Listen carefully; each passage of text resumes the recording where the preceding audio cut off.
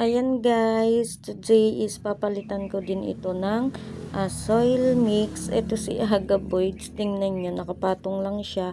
Pero marami na siyang new roots. Ayan siya.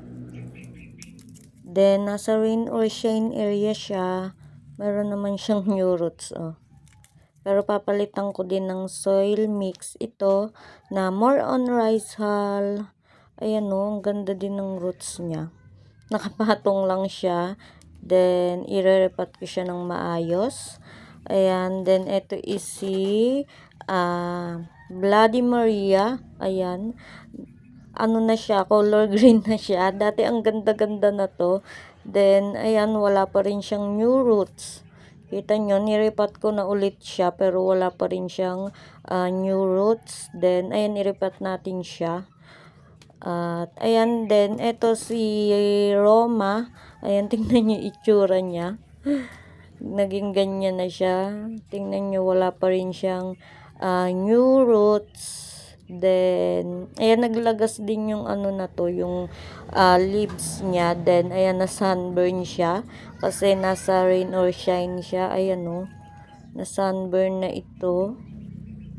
At, ayan, i-ano natin. Tanggalin natin. Sunburn siya. Then, ayan, papalitan ko sila ng soil. Pero, eto, gagamitin ko din at lalagyan ko lang ng more on rice hull. Then, ayan guys, samahan nyo akong mag-repat. Then, ayan, more on rice hull na to. Ginamit ko rin yung soil mix nila. At, hinaluan ko ng rice hull. Then today is magrepat tayo. Ayan, kita nyo naman yung soil. Makikita nyo dyan na mas ano na siya, madaming rice hull. Then, ayan, maglagay din tayo ng fertilizer. At para maging healthy, eto tingnan nyo si ano, si Agaboids. Then, parang ano na siya, dehydrated yung itsura niya kasi hindi ko siya winater or hindi pa siya nadidiligan kasi hindi umuulan. Ayan, kaya nirepat ko na siya. Tuyo naman yung soil niya. Tsaka yung soil na ginamit ko dito is yung soil nila dati. Nilagyan ko lang ng more on rice hull. Then, tuyo naman yung soil nila. Then, ayan. Pasensya sa aking kamay. Ayan, mukhang ano talaga siya, no, dehydrated. Then, nakapatong lang kasi siya. Hindi siya nakatanim ng maayos, pero ang ganda ng kanyang roots. Ayan, no, dehydrated na dehydrated siya. Then, ayan, ito is nasa rain or shine area. Then, ayan, pag umuulan, nawawater siya. At, ayan, ito sobrang ganda ng color pala na to. Then, yung tips niya. Sana is mapaganda natin ito. At, malapit nang mag-bare months. Ayan, ang gustong-gusto nila. At, ayan, itanim lang natin siya, itap lang natin para masiksik yung soil. Then, dagdagan natin para matakpan yung ano niya, new roots niya dyan. Then, ayan, medyo okay na siya. Hindi lang siya ganun kaganda kasi dehydrated. Then, ayan, dito, same pots. Ang irepat ko dito is si, ano naman, si Bloody Maria. Then, tingnan nyo yung soil kong ginamit is more on rice hull para madali siyang madrain. Then, ayan, parang gusto din kasi ng mga succulent ng may kasamang rice hull sa soil mix. Then, ayan, sobrang ganda na to. Nagre-red siya, pero ngayon is hindi pa lumalabas yung kanyang stress color. Pero maganda siya.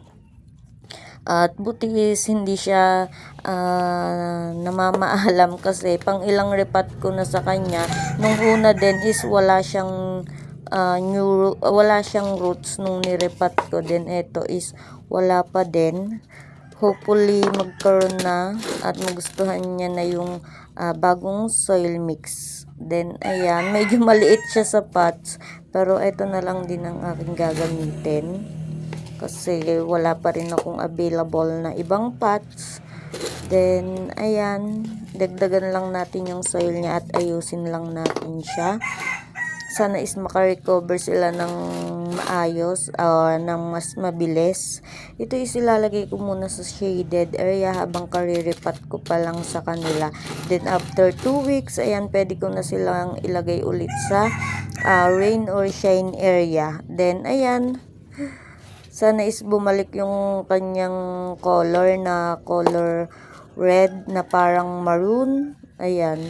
Then sana maging healthy siya kasi ang ano niya, ang payat niya. Then dito ko na lang itatanim si Roma dito sa tinamnan ko din dati ng aking mga succulent. Then ayan, naglagay din ako ng fertilizer. Ayan, dito muna siya. At okay naman siya dito sa pots na to. Na sunburn siya dahil nasa rain or shine area siya. Parang madali siyang ma-sunburn. Pero carry lang. At ayun, sana is makarecover siya.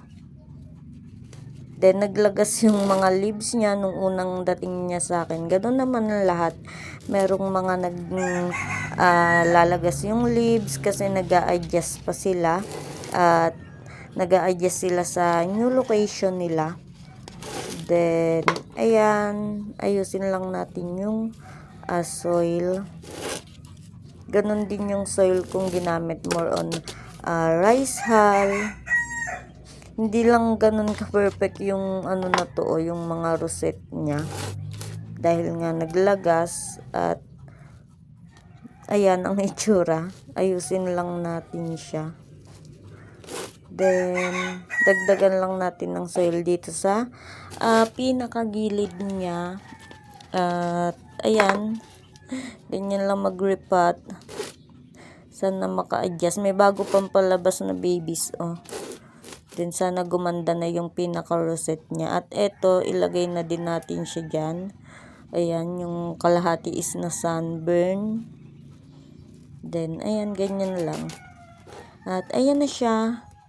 Thanks guys for watching.